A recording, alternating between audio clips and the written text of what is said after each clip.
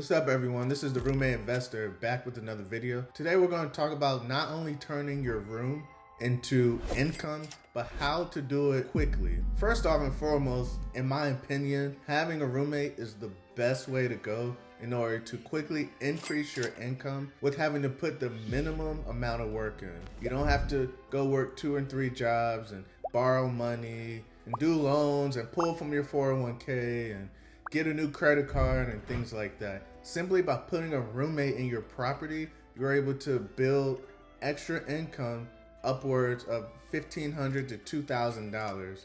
The fastest way to do this, if you have the funds available, is to furnish your room through Facebook or thrift shops or other avenues such as the sort. Having a furnished room is way more marketable to potential tenants than an unfurnished room.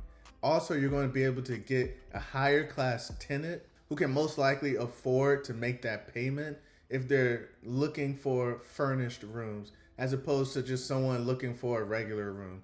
You're also able to charge more for these furnished rooms. And of course, there's an upfront investment, but you're going to make the return on your investment in a short period of time. I like to furnish these rooms through Amazon, Facebook Marketplace, Craigslist, OfferUp, and resources like this. By doing this way, you can limit the amount of money that you spend, and all these things can be delivered to you within a few days. Once these items are delivered, you can either put these items together by yourself or hire a contractor.